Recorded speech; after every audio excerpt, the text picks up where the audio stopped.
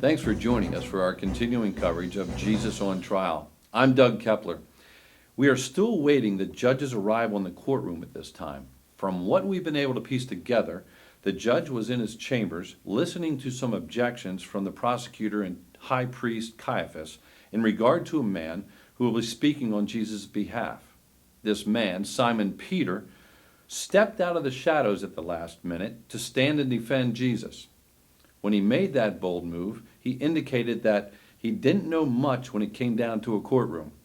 Our best guess is that the high priest doesn't want something to impede his prosecution of the religious establishment's most notorious critic. Monica Ordenoff has done some background investigation on this man, Simon Peter, and brings us this report.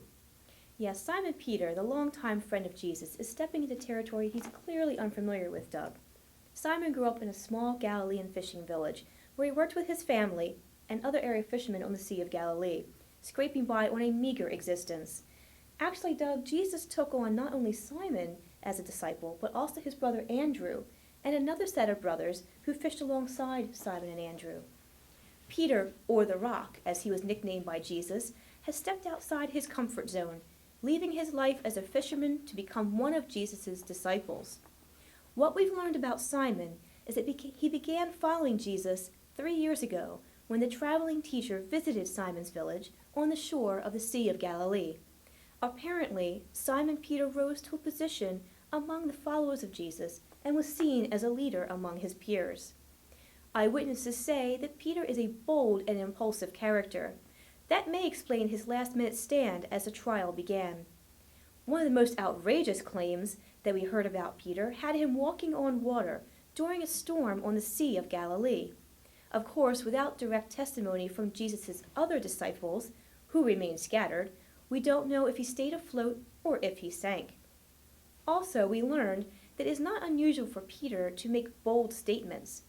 A source told us that not long ago, Simon Peter boldly stated that Jesus was the Son of God, the Messiah.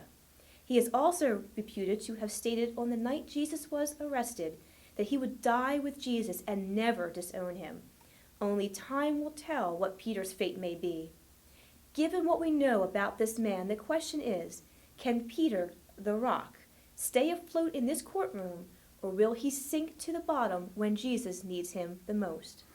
So, Monica, Peter could either be the rock that Jesus could cling to in this time when the storm is brewing around him, or Peter could be the dead weight that takes Jesus down in defeat.